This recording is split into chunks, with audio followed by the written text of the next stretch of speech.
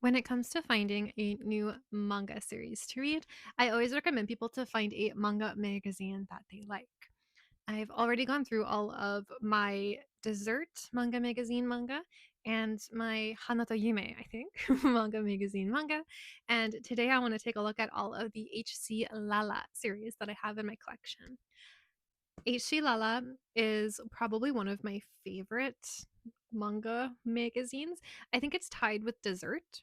While I don't have as many LaLa as I do dessert series, the LaLa series that I have, I love so, so much. I read about half of them, and I've loved them all so much that I bought a bunch of other ones in the same manga magazine series that like I don't know anything really about them, but the fact that they're in the same manga magazine probably means that I'm going to at least enjoy the majority of them. So why not try them? So let's take a look at all of the HC LaLa series that I have. First one is called Mairimashita to Iwasetai. This one's one of my favorites. I've read the first 2 volumes. There's at least 3 out, and I can't get my hands on volume 3 yet. It's bothering me.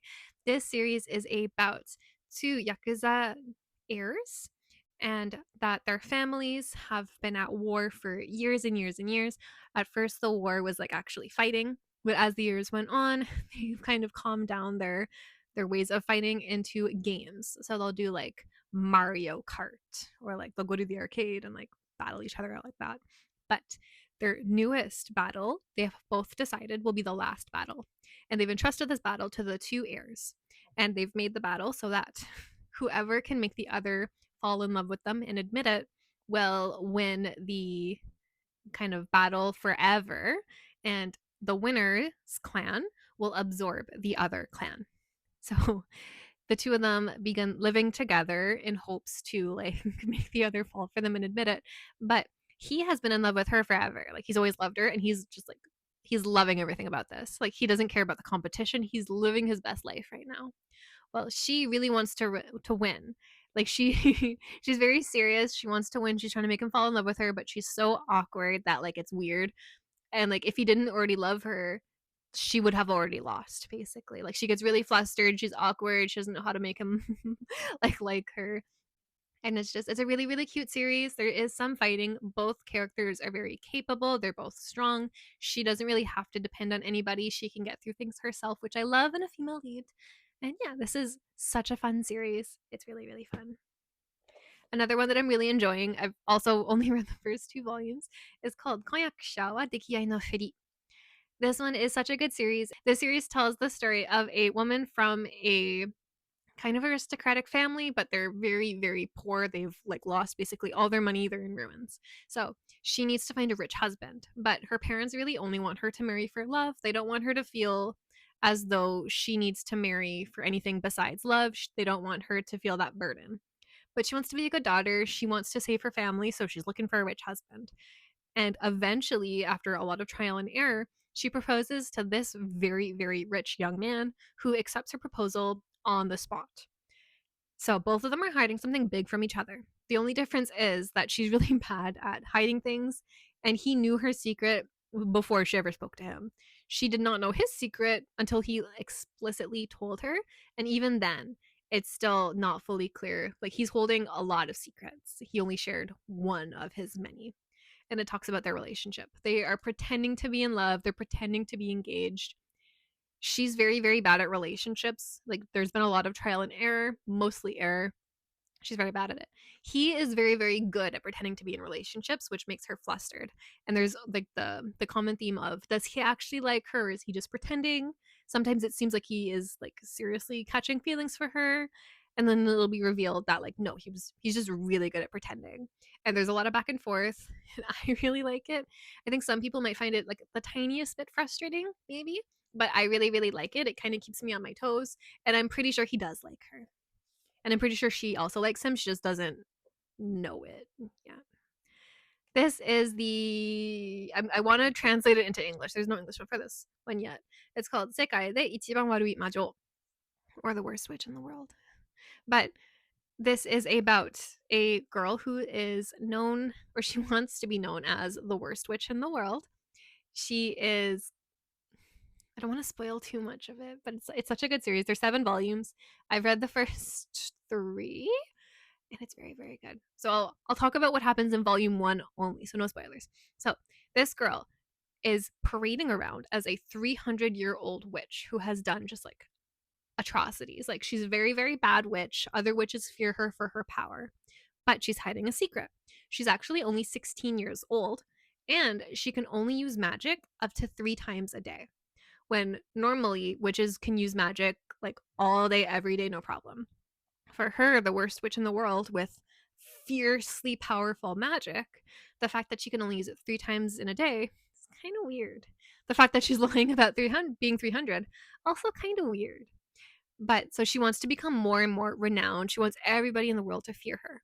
So one day, when a scholar literally falls out of the sky and tries to hire her as his bodyguard upon learning who she is, she kind of thinks like, well, like I could spread my name far and wide by helping him, but she's a little bit apprehensive because he's strange. Like he really, really likes magical beasts, and she has a magical beast, and he's really weird about it. So she wants the fame, but she wants him to stay away from her pet, basically, until he offers her like a crazy amount of money, and then she takes him up on it right away. And we follow, so it's a witch and a scholar, and we follow them as he needs to get to an academic library so he can present his research and have it preserved, basically. And it's such a fun series. This one is definitely a romantasy series, and it's so, so much fun. And I am praying that it gets an official English release because it really, really, really deserves one. Another one, volume 2 is about to come out, or it just came out. I don't know which one, but it's called Kurahime to Koi Karasu.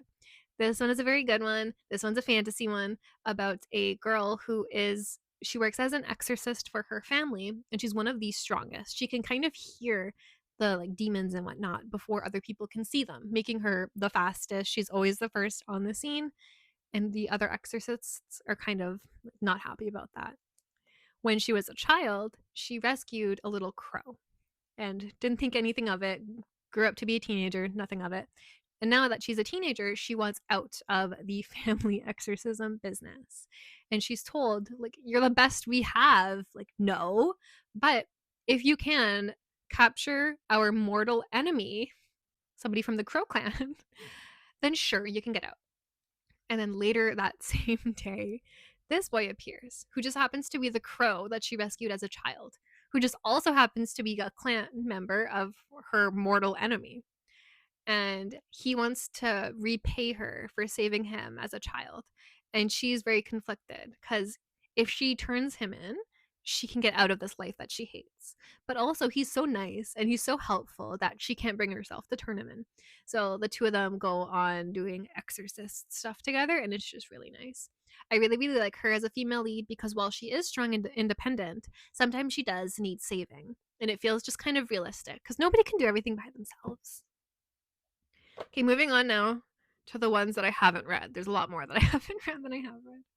There is this one which is called Mimizuku to Yoru no O. And I got this one because I like that she's a child female lead lost in the woods, comes across the king of the night, basically. I thought that sounded interesting. I don't know too much about it because, again, I haven't read it yet and I like going in blind. This is volume 1 of I don't know how many volumes, but it seems interesting to me. It seemed unique. I like this kind of thing. I don't think there's any romance. I think this one is purely fantasy, which again, I like. Well, I do love a good romance series. I also really, really like a good fantasy only series. Just it's because I feel like everything's romance nowadays.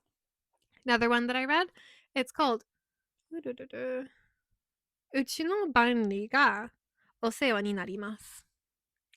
This one, I really don't know what it's about. This is volume 1 of I don't know how many. It's embarrassing that I don't know all that much about the ones that I haven't read yet.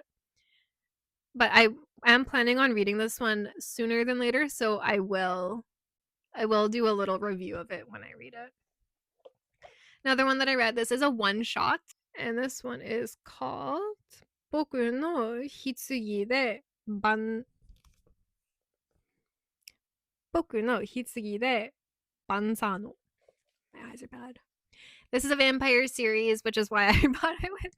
I saw that it was a vampire series and I snatched it up. I have no idea what it's about, but I'm excited to read it. Another one that I got, that was canceled at I think 2 volumes, and I have the first 2.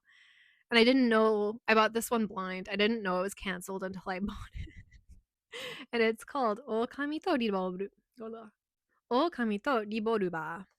Katakana words are hard for me to read sometimes. But it tells the story of, I think, again, I don't know, but a female lead who hunts wolf people. I think it's people who turns into wolves.